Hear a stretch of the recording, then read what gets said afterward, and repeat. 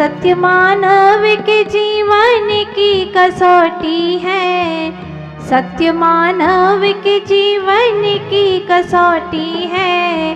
सत्य इंसान को भगवान बना देता है, सत्य इंसान को भगवान बना देता है, सत्य इंसान को भगवान बना देता है। आदि तीर्थंकर श्री आदिनाथ भगवान की, वितरागी प्रभु श्री राम भगवान की, अहिंसामय विश्व धर्म की, अहिंसा के प्रणेता संत शिरोमणि अध्यात्म योगी आचार्य गुरुदेव श्री विद्यासागर जी महाराज की। यहाँ आकर के मुझे ऐसा लग रहा है जहाँ देखो वहाँ धवलता ही धवलता, श्वेत ही श्वेत, दीवारें श्वेत, सारे रंग ही सफ़ेद सफ़ेद, और तो और हमारे बंदी भाइयों के वस्त्र भी लगभग श्वेत, लगभग। पशु पक्षी सब आनंदित है, कलरव कर रहे हैं, वृक्ष झूम रहे हैं हवाओं में, झीलें बहुत प्रसन्न है, पशु भी स्वतंत्र है। लेकिन यहाँ आकर के ऐसा लग रहा है कि परमात्मा कैद क्यों है। लोगों ने तुमसे कहा होगा कि तुम अपराधी हो, लेकिन मेरा मन तो कहता है कि आप भी भगवान आत्माएं हैं, भविष्य की भगवान आत्माएं हैं।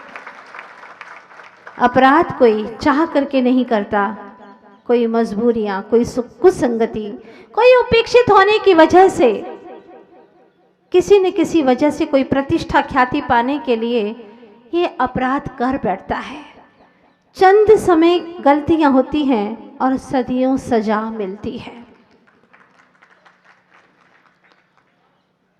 काश पहले ही सोचा होता गलती करने के पहले, लेकिन उस वक्त सोच नहीं पाए। लोगों को लगता है कि आप ही बंदी खाने में बंद हैं, लोगों की नजरों में आप बंदी हैं, पर त्रिलोकीनाथ के नजरों में हम सब बंदी हैं, हम सब बंदी हैं। मां के गर्भ में आना ये भी एक बंदी खाना है, एक घर में कैद खाने में रहना ये भी एक बंदी खाना है। घर भी एक कैद खाना है, निकलना बहुत मुश्किल है। तन कारागृह वनिता बेड़ी परिजन जन रखवारे, ये शब्द हमारे ऋषि मनीषी कहते हैं। एक कर्म है जिसमें भी यह व्यक्ति कैद है, जिसमें हम सभी आ जाते हैं। बड़ी बड़ी आत्माएं, ऋषि मनीषी भी कहते हैं कि हम भी कैद खाने में पड़े हुए हैं। जब तक आठों कर्म नाश नहीं होते तब तक कैद खाने में पड़े हुए हैं। तो पहले हम सब एक मेक हो जाए ताकि सुनने का आनंद आए। आप भी बंदी खाने में हैं, हम भी बंदी खाने में हैं, अंतर कुछ नहीं है। कोई महलों में रहते हैं तो कोई जेल में रहते हैं, अंतर क्या है? महल के बाहर में भी सिपाही रहते हैं और जेल के बाहर भी सिपाही रहते हैं। अंतर तो सिर्फ इतना लगता है कि महल के बाहर सिपाही इसलिए रहते हैं कि ताकि कोई बाहर का भीतर प्रवेश न कर जाए। बाहर में कोई ऐसा व्यक्ति जो अनजाना हो वो भीतर में प्रवेश न कर जाए। और जेल में कैदी, जेल में जो सिपाही रहते वो इसलिए रहते हैं बाहर, जेल के बाहर, कि भीतर का बंदी कोई बाहर न भाग जाए। है तो दोनों जगह वही बात, बाहर और भीतर की बात है। मैंने सुना था, ग्रंथों में उल्लेख पड़ा था, माँ ने बड़े नाजों से उसको जन्म दिया, पाला, संस्कार दिए, लेकिन एक माता पिता के संस्कार से भी ज़्यादा संस्कार हावी होते अपने कर्मों के। माँ हमेशा चाहती कि मेरा बेटा होनहार हो, लेकिन ज़रूरी नहीं है कि माँ की सोच के अनुसार ही बेटा निकल जाए। कई बार माता पिता बहुत ईमानदारी के साथ में जीवन यापन करते हैं, लेकिन पुत्र वैसा नहीं निकलता क्योंकि उसके ऊपर कर्म हावी है। माँ पिता ने बहुत अच्छे संस्कार भी दिए, लेकिन बेटा ऐसा नहीं निकला और वह नामी डाकू, विख्यात डाकू, विख्यात कहूँ या कुख्यात कहूँ, क्योंकि मुझे कुख्यात कहना अच्छा तो नहीं लगता है उसके भविष्य को देखते हुए, इसीलिए मैं तो यही कहूँगी कि वह विख्यात डाकू हो गया। कोई भी उस राह से गुजरता सोचता कहीं वो मिल तो नहीं जाएगा, घबराता, यहाँ तक कि उसकी खौफ से वहां के पेड़ जो हरे थे वो नीले पड़ गए, काले पड़ गए। वहाँ पर किसी मनुष्य की पच्चाप सुनाई नहीं देती थी, नहीं घोड़ों के टापों की आवाज़। कोई वहाँ से राहगीर गुजरता नहीं था, जो जानता था वो वहाँ से कोई गुजरता नहीं, क्योंकि सबको मालूम था कि भयावह है। इस जंगल से भयानक वो व्यक्ति है, उसकी क्रूर भावनाएं हैं, जो व्यक्तियों को लूटता है, लूटता ही नहीं उनको जान से मार डालता है। पता नहीं कितने बच्चों को अनाथ कर बैठा है, कितनी महिलाओं के सिंदूर को उजाड़ बैठा है, कितने घरों को उसने खत्म कर दिया है, कोई जाना नहीं चाहता। एक समय की घटना है, वहाँ पर एक साधु पहुँच रहे हैं। कुछ लोगों ने, गांव के लोगों ने कहा, ऋषि जी यहाँ से मत जाइए, बहुत खतरनाक डाकू रहता है। है तो होने तो कोई बात नहीं, वो डाकू है तो मैं साधु हूँ, मेरे पास से क्या ले लेगा।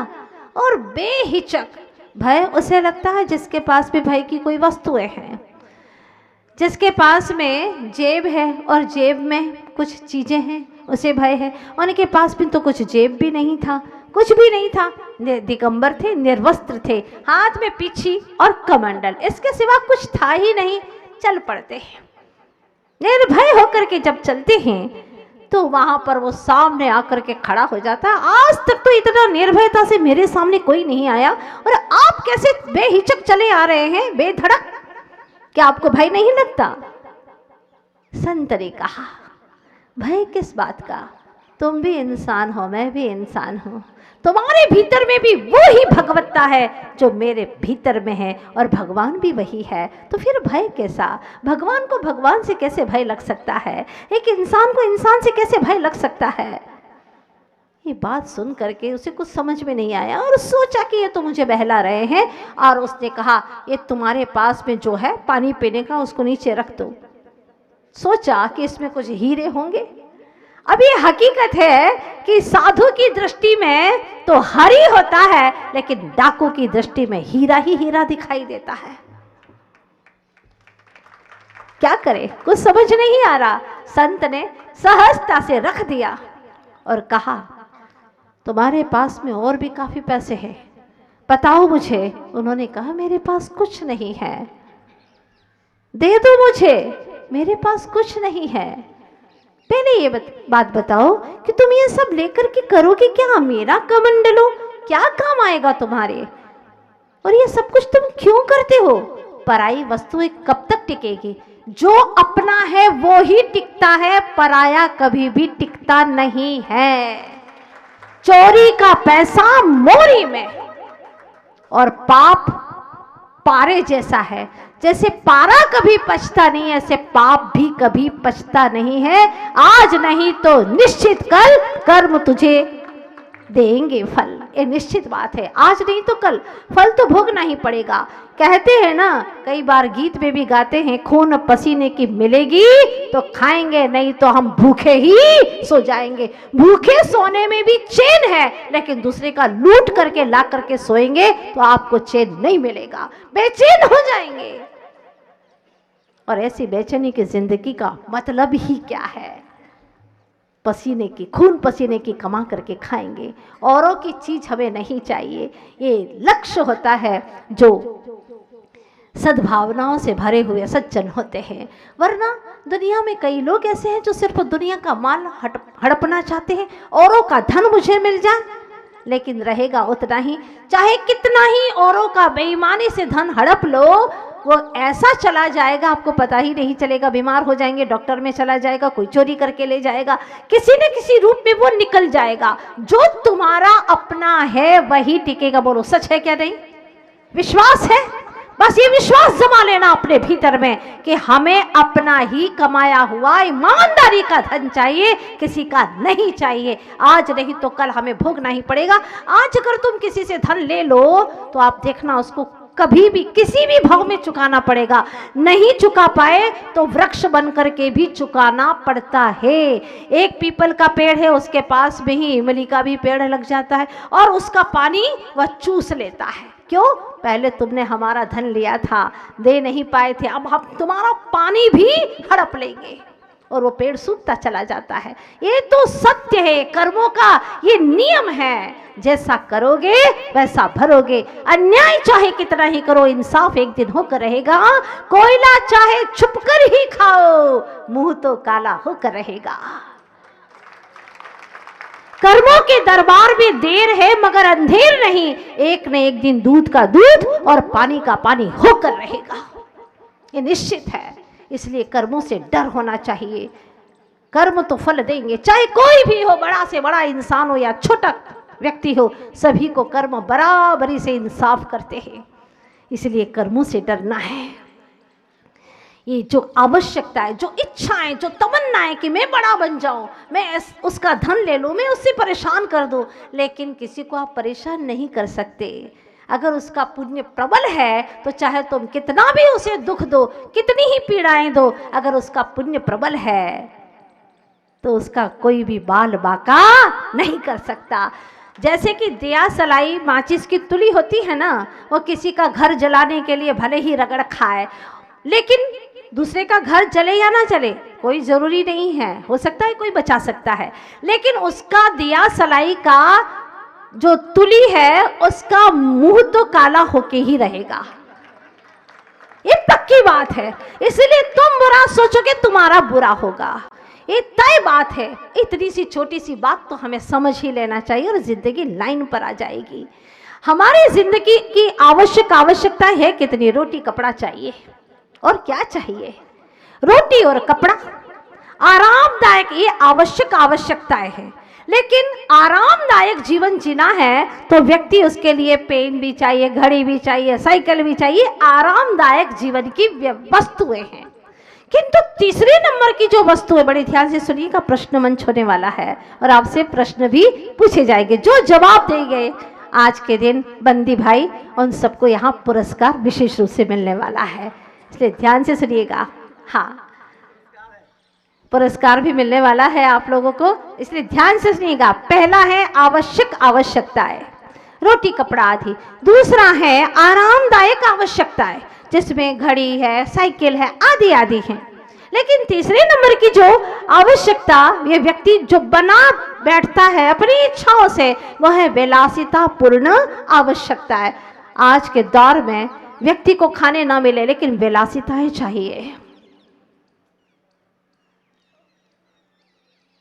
High living and plain thinking जैसी दशा हो रही है, जबकि हमारी संस्कृति है plain living and high thinking. ये होना चाहिए, सादा जीवन, उच्च विचार होना चाहिए हमारी जिंदगी। भारतीय संस्कृति है हमारी, लेकिन उल्टा हो रहा है।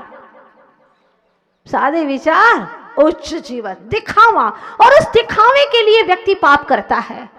और हमारे आचार्य गुरुवर श्री विद्यासागर जी महाराज मूक माटी महाकाव्य जैसा महाग्रंथ लिखते हैं और उसमें कहते हैं, जितनी दिखावट करोगे, ध्यान दो, दिखावट में बनावट है, बनावट में सजावट है, और सजावट में गिरावट है। इसलिए बनावटी जिंदगी मत जियो, सहज जीवन जियो। दुनिया को क्या दिखाना, अरे दुनिया को तुम्हारा कुछ देखने की फुर्सत ही नहीं है। देखने वाला प्रभु परमात्मा सब कुछ देख रहा है। तुम किसी की दुनिया की आंखों में धूल झोंक सकते हो, पुलिस की आंखों में भी धूल झोंक सकते हो, लेकिन परमात्मा की आंखों में कभी धूल नहीं झोंक सकते। ऋषियों ने कहा है, स्वयं से और स्वयंभू प्रभु से कोई बच नहीं सकता, उनकी नजरों से कोई भी बच नहीं सकता। इसीलिए मैं आप सभी से कहना चाहती हूँ, चाहे यहाँ पर हिंदू भाई हो, चाहे मुस्लिम भाई हो, चाहे जैन हो, चाहे ब्राह्मण हो, कोई भी हो, हमारे देश के संतों ने एक ही बात कही है कि अगर तुम हिंदू हो तो हिंसा से दूर हो जाओ। हिंदू, हिंसा से दूर हो जाने का नाम ही है हिंदू। अगर जैन है तो कषायों को जीत ले, अगर वह विष्णु है तो विष्णु प्रभु से प्यार करे, सबके प्रति रक्षा का भाव रखे। अगर वह ब्राह्मण है तो निज ब्रह्म यानी निज परमात्मा से प्रेम करे, और जो अपने ब्रह्म से प्रेम करेगा वो किसी भी आत्मा को रुलाएगा नहीं, सताएगा नहीं, ये निश्चित बात है। इसीलिए आवश्यकताओं की पूर्ति करिएगा और न और तमन्ना है तो आरामदायक लेकिन विलासितापूर्ण में जाओगे तो यकीनन तुम अपनी जिंदगी को छीन बैठोगे, अपने जीवन में कुछ हाथ नहीं आएगा और उनको सताने लगोगे। इसीलिए कहा है कि वास्तव में जिंदगी तो यही है, flight of the lone to the lone, अकेले की तरफ अकेले की यात्रा, सुखद यात्रा जहाँ कोई विकल्प नहीं। लेकिन आप सामाजिक प्राणी हैं तो अपने पैरों पर खड़े होकर के कमाना शुरू करें, अच्छी सोच रखें, पूरा परिवार मिलकर के परमात्मा का भजन करे। इससे दिव्य सुपर एनर्जी मिलती है और उसमें सकारात्मक भावनाएं आती हैं। और ये सारा कार्य जो मंदिर में होता है वो कार्य मैंने सुना है हमारी उषा जी राजे जो बहुत ही धार्मिक है, एडीजे साहब बहुत अच्छी भावना वाले हैं, यहाँ से गोयल जी बहुत अच्छी भावना, इनकी वाणी से ही लग रहा था कि इनके भीतर में क्या भावनाएं प्रवाहित होती होगी। इतना अच्छा माहौल यहाँ पर जेल का है सिर्फ इसीलिए कि आप अच्छे नागरिक बनकर के यहाँ से निकले, जो आपने घरों में नहीं सीखा है यह जेल में आकर के सीख ले। ये जेल मुझे तो नहीं लगता है तो सुधारालय है।